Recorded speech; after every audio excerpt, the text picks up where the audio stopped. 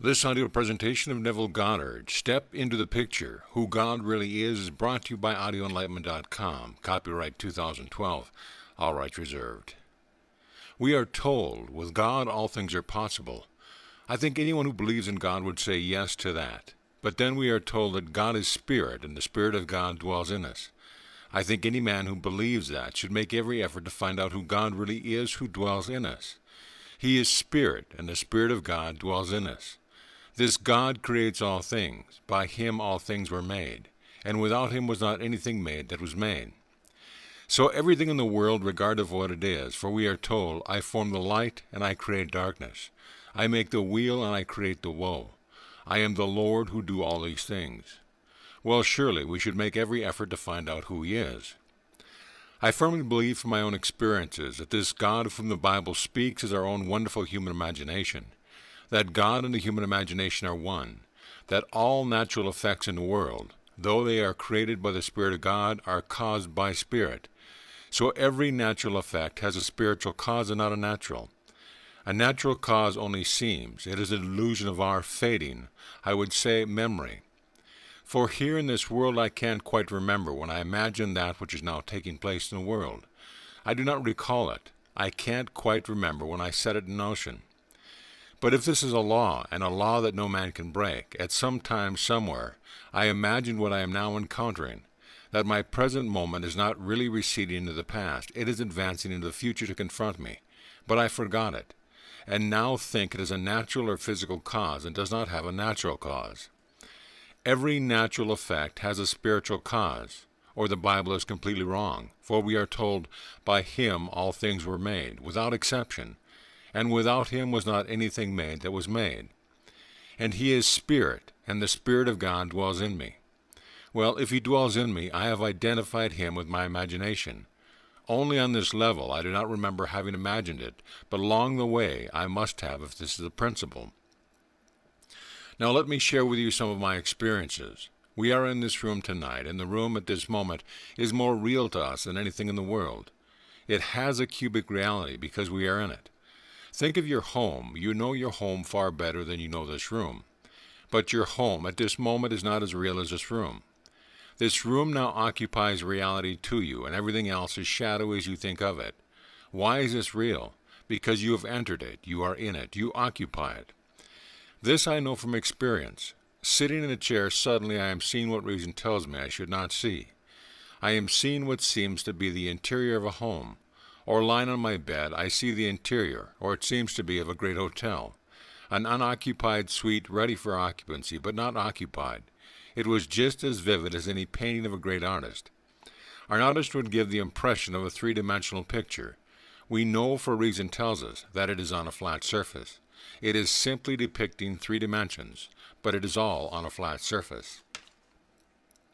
Well, while seated in a chair or lying on my bed, my consciousness follows vision, and I entered that room. I actually occupied it. I came back to where I was seated on one occasion, to where I was lying on my bed on another, and then I went back, and again it took on cubic reality. I came back knowing exactly what I am doing, and knowing this whole thing makes no sense whatsoever to the rational mind. But I cannot deny what I am experiencing. Here I have the evidence. No one to share it with me, but I have the evidence. I came back and then went back into the picture. At the moment I entered the picture, I took on cubic reality, and after doing it maybe a dozen times or more, I said to myself, I am going to explore. This time I am going right up into it and remain there and explore, which I did. So I stepped into the picture, and as it closed around me from my bed, it seemed to be 30 by 20. But when I stepped into it, determined this time to keep going regardless of consequence, it closed around me, a third of what it seemed to be as I looked at it from my bed. So 30 by 20 became 10 by 7. I found it to be a dressing room of a huge, wonderful suite ready for occupancy. No one was in it. I am the only occupant now. I came out by opening a door. I didn't go through by some vapor. I actually opened the door, and to myself it was solidly real, just like the man who's talking to you now. My hand could open a door, and the door was solid and it was real. And I went through the door. I entered the corridor. It was a nice, wide corridor, dimly lit. At the end of the corridor, intersecting it, was a brilliantly lit corridor. I walked down to the very end, and when I got to the end, here is this luminous, wonderful corridor. I saw two ladies coming down the corridor. I knew exactly what I was doing. I knew how it began. It began by seeing what seemed to be just a vision like a painting. I knew that I left my bed, my consciousness following vision, and entered the painting, and the painting took on cubic reality. I knew it, so I called that a dream. Knowing it began as a dream, I said to myself, it still has to be a dream, but I am dreaming now awake. I am not dreaming sleeping, I am fully awake, and it is a dream. And I said to the ladies as they came by, ladies, this is all a dream. They did exactly what any nice lady would do, a stranger standing in a corridor and saying to them, this whole thing is a dream. They thought they were looking at a madman, so they got as far removed from me as they could, and got right next to the wall. But the wall was so solidly real, as that wall indicating, they couldn't go through it any more than I could. While looking at them, and they were frightened to death, they walked quickly by, and then I saw something hanging like a chandelier. It reminded me of an object that I had seen about 6 months before in a friend's home, and he said to me, you can hardly tell that this thing is suspended. If you look closely, there is an invisible thread that connects it to the ceiling. So I looked, and I did see that very little thin thread connecting it to the ceiling. Then I was convinced. Well, it is a dream. This is a memory image of what I saw in my friend's home. So again I said to the ladies, look, this must be all gossamer. But as I held it, it was solidly real. It was just as solid as this body. That surprised me. They kept on moving, and they moved rapidly towards the end, and here I am, holding this thing in my hand. I took my hand off and said to myself, now you know it began as a dream, Neville, and this still has to be a dream. All ends run to origins, and the origin of this experience of yours was a dream. So you must be a dream. But it is not a dream. I am just as awake as I am now talking to you as I was talking to those ladies. When they got to the end, they looked back at this mad person. In their eyes, I was mad, and they simply disappeared by stepping down a few steps into what undoubtedly was the great reception room, the foyer of a huge big hotel. Then I said to myself, you know, how are you going to get back? How are you going to get back? There is no road leading back to the bed at which you left your body. You have unfinished business. You have a wife and an uneducated daughter who has the ambition to go to college, and she's now only in high school. And you have left inadequate funds to take care of your obligations to your wife and daughter. You've got to get back. How to get back? I couldn't go through the door that led from the suite of the rooms into the corridor and find any exit from there back to where I lived in Beverly Hills. What on earth am I going to do? I knew reason told me that I don't get back within a very short time. They will find the body on the bed, and they will have to examine it, and they will declare it a heart attack or something, and they've got to find a physical cause for it. And here I am looking at something entirely different. It will die, all right, if I don't get back. So I must get back. Then I remembered a similar experience that happened years before when feeling brought me back. Feeling awoke me in a dream. I found myself on a beach. It wasn't Barbados. It was more like the Pacific Islands. I have not been there, but I have been born in the tropics, so I knew exactly what they must look like. But it was not the West Indies, it was the East Indies. And here I know I am dreaming. I thought to myself, I wonder if I held a physical object and forced myself to wake if I would wake. So I tried it. I held onto a pile driven into the beach there, a solid mass of cement. As I held it, I said, I am not going to let go. I am going to wake right here. So I held it, and as I held it, I said, come on, awake. You know you are dreaming. And I felt myself come to as a person comes to when they are awakened in the morning. I awoke, and there I am, completely awake, wading in the water, holding on to this object. Then I went towards the beach, and a strange, peculiar animal approached me, and it scared me. I got back through fright, and I woke in that water through feeling. Now, I'm not afraid of what I am doing. My only concern is to get back and take care of my obligations in life, which is my wife and my daughter. Now, how to get back? I am not afraid. I said I can't frighten myself because I am not afraid. But I thought feeling would do it. So I closed my eyes, and I imagined that my head was on a pillow, and I could feel the pillow, and then after a little while, when I opened my eyes, I am still standing in the corridor. I tried it again, and then by the third time as I tried it, I could feel something into my head. I allowed that to remain, and suddenly I could feel it. I tried to open my eyes, and I couldn't this time. Instead of standing as I am now, perpendicular, I feel I am lying horizontal. So I felt. Well, I must be back now, but I couldn't move my body. The body was cataleptic, and I am frozen like this. Then in about, maybe 20 seconds or so, I could move this little finger. I couldn't open my eyes. In a little while I could move from the elbow down, and then, with tremendous effort, I could move my arm. And I pushed it out to feel the warm body of my wife. Then I knew I was back, but I hadn't yet been able to open my eyes. Then, with tremendous effort, I could open the lid and see the familiar objects in the room that I had left behind me. Then I knew what makes everything real in the world. The Spirit of God dwells in me, and He is my own wonderful human imagination. I walked into a thing that I could only see lying upon my bed. Entering that state, it took on a cubic reality. God made this world real by entering it, as we are told. He is not only translucent, I would say. In a translucent manner, we are told, He is above all. He is also through all, and He is in all. If He is through all, He is omnipresent. If He is in all, He is immanent. Then I am told, He dwells in me. He is in me. He is in you. He is in everyone. Am I now confined to this little place here on the podium? I am not. I proved that last night. I have proved it unnumbered times since I am not actually confined to where this body is. I dwell in it, and He who dwells in the Spirit of God, and the Spirit of God is my imagination. I have proven to my own satisfaction that my imagination can travel. I don't have to stand here and think of my home. I can stand here and penetrate my home, leaving the body here as I did on the bed, and penetrating the home. The home becomes a cubic reality, as it will tonight when I take this body home and enter my door. The house is a cubic reality, but must I wait until I get home tonight in this body to give it that? Can I not now, knowing who God is? God is Spirit, and He is now encased in this little garment of flesh, but He is Spirit, and I have discovered He is my own wonderful human imagination. So when man dies, he cannot die. Only the garment that he wears can die.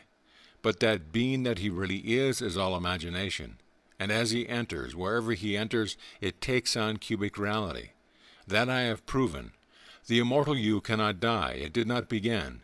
So when you leave this world, because you are all imagination, the very moment that you depart, you are in some state. But you being there, you give it cubic reality. The world is just as real as this world. It's terrestrial, just as this world is, and no one in this world can die. Everything dwells in your own wonderful human imagination. The purpose now is to awaken that being in you, so He's fully conscious of all times. This is the purpose of life. He who came down and took upon Himself the weakness and limitations of this garment, and confined Himself to it, is destined to awaken while He walks this earth. And by this earth, I mean this earth to the senses, but it does not end where my senses cease to register it. It doesn't terminate at the point called death, because the being in it goes on, and He is still in the world. But His entrance into that state gives it a cubic reality, just like this room now, because we are in it. Now, we come down to a practical use of this law, because this is so. Your dream now is shadowy. You would like to be other than what you are. I think everyone does in this world. It's a form of growing, and we grow and we outgrow. So you would like to be it. But to those who are not in their dreams, it's shadowy, a mere possibility. But to those who enter into the dream, it seems the only substance. A man who is now poor and embarrassed because of his poverty, he can still dream, and dream of wealth, dream of security, but it's a shadowy state. It is something that seems to him almost impossible if he is going to use reason. He will say, "How is this thing possible? Because I have no background either intellectually or financially or socially to even hope to achieve that sort of thing." But if he knows who he really is, the Spirit of God who creates all things dwells in him, and that he can detach the indwelling being from the body that he wears, and actually enters his dream, the dream will take on reality, and if he persists in it, it will objectify itself in this world. I know that for many problems that I have had, when I was told that I could not do this or I could not do that, having remembered experiences that were all mystical, I applied them to practical things, and they worked just as well in a practical state. I entered into my dream. It was a dream. When I was in an army, I couldn't get out, but I wanted to, and I wanted to get out honorably. I do not wish to be dishonorably discharged. I wanted to go through this world as a very honest, I would say clean, wholesome American citizen. and not when asked the question, were you ever in the Army? And then they say, were you honorably discharged? And have to say, no, I was dishonorably discharged. I didn't want that on my record.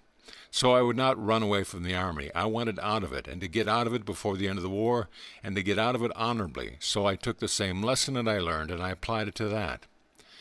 So while in the Army, I assumed that I'm in my home in New York City, 2,000 miles away. I was in Camp Pope, Louisiana, and I had an apartment in New York City in Washington Square. So going to bed physically at Camp Pope, I went to bed in imagination in my home in New York City. Not there on furlough, not there on some little escape, but there honorably discharged.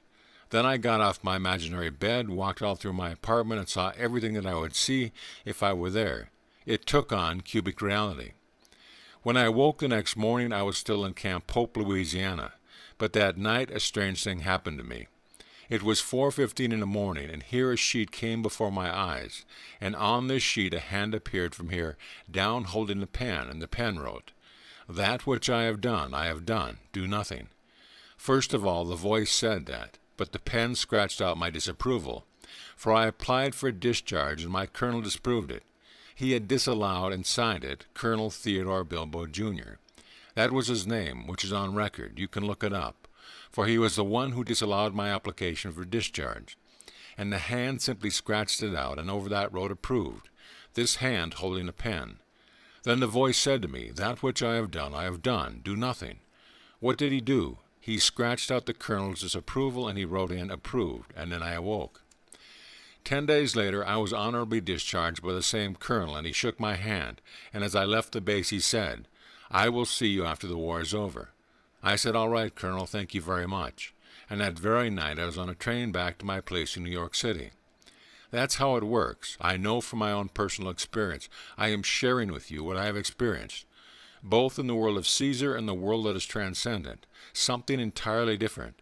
So when I speak of being born from above, I am not theorizing. I am telling you exactly what happened to me. When I speak of meeting the Son of God who calls me Father, I am telling you exactly what happened. When I tell you I ascended into heaven like a fiery serpent as told in Scripture, that's exactly what happened to me. When the dove descended upon my hand and then smothered me with love, kissing me all over my face, my neck, my head, I know exactly what happened, because it happened to me. So I am only sharing with you not theory or speculation, but only what I know from my own experience. So tonight, the most impossible thing in the world, and who is not confronted with it? I am, an almost impossible thing that I have to actually deny the evidence of my senses and apply my principle towards that event. I know it could not have happened. Nothing happens by natural causes. Nothing in this world happens by a natural cause. It is all spiritual. And you may say, and the world will say, it happened because you did so-and-so over a period of time, and that is the cause of your present physical ailment. It isn't so at all. You admire someone intensely and try to duplicate their every act in this world, and you wish you were just like them, and they depart this world by a similar experience, and never once did the physical things that you are accused of having done, that are a cause of what is happening to you. Never for one moment did it ever occur to her, the one she admired, to actually do for one moment what this one suffering from the identical thing is now suffering. And the world will say you are suffering from it because of a physical cause. Had you not done for 40 years what you have done, it could not happen. But yet her own loving mother that she worshipped beyond anyone in the world and tried so much to emulate, never once in her life smoked a cigarette. She would take an occasional drink, but very sweet, very weak, and died of everything that is now suffering from. There was no one in this world that she worshipped more than her mother. That imaginal act in the beginning of time, and the whole thing came forward, and now is she fulfilling completely her ideal to be just like her mother. And the world will tell me that the thing is happening to her is caused by a physical state. It isn't so at all. I could duplicate that and multiply it by the unnumbered numbered, if man only had a memory that could retain the imaginal acts of the past. Every natural effect has a spiritual cause and not a natural. A natural cause only seems. It is a delusion of the perishing vegetable memory. Blake from Milton. If man could only bear in mind that every simple little imaginal act sends a quiver through omniscience, right through omnipotence, and right through immanence, so the whole thing is like a huge big computer, your imaginal act instantly is added to the sum total of it all, and instantly the whole thing is changed, and the world is reflecting every imaginal act in this world of man, and keeping it all perfectly recorded, so that there is no such thing as a natural cause, it is all a spiritual cause. All things were made by him, and without him was not anything made that was made. And here, where does he dwell? He dwells in us, for he is Spirit, and the Spirit of God dwells in us. He dwells in us, and I have by experiment discovered what that Spirit is. And I tell you from my own experience, the Spirit of God and the human imagination are one. They are not two. So when you depart this world, your reality, which is the Spirit of God, is your own wonderful human imagination, and that gives cubic reality to everything in this world if you enter it. Now the secret is to enter it. Can I enter the state of my wish fulfilled? Those other states were simply experiments. Can I enter the state of the wish fulfilled? I have done it on several occasions. I have. When it seemed essential, I did it. If someone asked of me, I tried my best to do it. And how do I do it? By feeling. As we are told in the 17th chapter of Acts, happy is the man that feels after him and finds him. He is speaking now of God, for in him we live and move and have our being.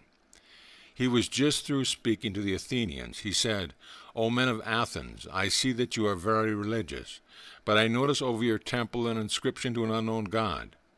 Now the one you worship is unknown, I will reveal to you, for he is not a God afar off, he is near, that you may feel after him and find him. For in him we live and move and have our being. So the God of whom I speak is never so far off as even to be near. For nearness implies separation. No matter how near he is, that's not the God. He can't be near because I am he. Be still and know that I am God. This is what you are told in the 46th Psalm, the 10th verse. Be still. Why? That you may know I am he. I am God. So the fundamental sin of Scripture is the lack of faith in I am he. As you are told, you will die in your sins. That is, you will die missing the mark unless you believe I am he. And before the world was, I am. Before Abraham was, I am. So I am can't be near. That's the core of my being. I can say I am a man, and that's something near. I have a hand, that is near. I am rich, that is near. I am poor, that is near. But before I can say anything, I must first establish a sense of being, and that is I am. So I must first be before I can be anything in this world, and so the lack of faith in that reality is the fundamental sin. So here I share with you what I have discovered. I have discovered that your own wonderful human imagination is the Spirit of God, and that you can enter any state in this world. And on entrance, it ceases to be a flat surface depicting reality. It is reality. Why? Because you are the reality who dwells in it. Wherever you are, things are real. If you are not in it, then they are not real. They go to their flat surfaces. And all things exist in human imagination. We are called upon to select that state in which we will dwell, the state that we will enter and make real in our world. And I do it by simply feeling. What would the feeling be like were it true? How would I feel were it true? And how would I see the world were it true? Then I feel myself into that state and try to give it all the tones of reality, all the sensory vividness that I can. If I can give it sensory vividness and the tones of reality, even though I do not see it, it will work. But sometimes it becomes so vivid and so intense you do see it. The whole thing opens, your eye opens, and the whole thing is real. And then you are in an entirely different world, the world of your dreams, for because you entered it, it is real. But whether the eye opens or not, it will still work, may I tell you. This is a law spoken of in Scripture, and because no creator in the world exists but God. He is the only one. He has to create good and evil. If there is no good and evil, God does it. If there is darkness and light, God did it. He said, I kill and I make alive, I wound and I heal, and none can deliver out of my hands. We think a devil kills and God makes alive, that the devil wounds and God heals. It's God who kills and God who wounds, and God who makes alive and God who heals. There is only God. Read it in the 32nd chapter of Deuteronomy. I, even I, am He, and there is no other God beside me. I kill and I make alive, I wound and I heal, and none can deliver out of my hands. And the God spoken of in one of the chapters seated here in everyone who is seated. For that one in you is the Spirit of God, and the Spirit of God is your own wonderful human imagination. So blame no one in this world for anything that befalls you. It's too late to share with you an experience of mine last Sunday morning, but I will on Friday. I asked for it. I awoke at 1:30, and thinking of many things concerning my dear wife, I asked for some wonderful experience now, and then fell asleep. And it came in the most glorious manner when I was waking at 6:15. I ran straight to my yellow pad and wrote the whole thing down. It was the most vivid experience and answer. Because I wove myself into an experience, it had to take place. What experience it would be, I left it in the depths of my own being to decide that. But give me some wonderful experience this night, an answer to something, and then come the most glorious experience. And when I wrote the whole thing down, it's too long to tell tonight, I will tell you on Friday if you are here, or whether you are here or not, I will tell it on Friday. Now let us go into the silence. Now, are there any questions, please? A lady, what is the difference in the reality factor between the body on the bed and that they call astral projection? Is there a difference? Neville, well, I have had out-of-body experiences of what the world would call astral projection, but they are not anything like this. I am convinced that the thing that you really are is dreaming what you believe yourself to be. One day you will awake, and you and the dream of you will be one. I have seen myself out of the body many times, but it is not that of which I speak today. Any other questions, please? If you have time, I would like to hear again the story that you told about an experience you had in the past, where you tried to get through a wall and you couldn't get through it. Neville, that was really an astral projection. I was living in my hotel room in New York City, and I felt this peculiar force in my head, and I moved out in a circular motion, or rather a spiral motion, and I found myself on the beach. I didn't know anyone, but I knew I had just left the body in the bed in New York City. I was more curious about how that thing happened than about the people on the beach. They meant nothing to me. So I inwardly wished to return and duplicate it, but this time not to go through the beach, but to actually come down in the room and observe the body out of which I had just spun.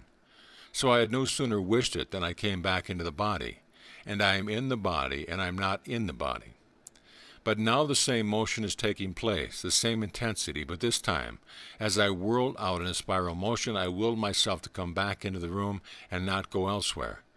I wanted to see exactly how this thing worked, so I came into the hotel room, and there was a body on the bed. The face is covered with a cloud. There are breaks in the cloud, and through the breaks in the cloud I can see my face, but only through breaks in the cloud. And here I am looking at this thing. I call it a thing because the reality is looking at it. That which I always believed to be my only reality. Myself that I shave in the morning, and I bathe in the morning, and I feed all through the day. That's only an envelope. I am the being looking at it. Well, I figured, now if I am out now, I am spirit. Therefore I could easily go through the wall, and so I ran towards the wall and ran at it and bumped my head. I came back and was thinking to myself, that's crazy. Spirit. There is a thing that should bump its head, not me. I ran again, and I bumped my head again. I came back. At this time I said, now there must be some way that it can be done, because I am spirit. I imagined myself out of that room, and instantly is where I imagined myself. The mere fact that I saw the wall as a barrier, it was a barrier to me, and so, trying to go through it, I was going against my own rational mind, and so I bumped it. But when I stood in the room, not going through any wall or any door, I simply imagined myself elsewhere, and I was elsewhere. So how I learned the lesson with a good bump. Now that was an involuntary projection. I had many voluntary ones, but I'm not talking about that. That is behind me now. That is like child's play. I am speaking of God in us, who is called in Scripture Jesus Christ. For the divine body of God is your own wonderful human imagination, which is one with God, who is Jesus Christ. That's the Lord. And may I tell you in the end, although all these bumps and these horrors of the world in the end, He is infinite love. He appears at first as power, destructive violence, but in the end it was love behind it all, just sheer love. Nothing but love in the end, and that is God. End of lecture.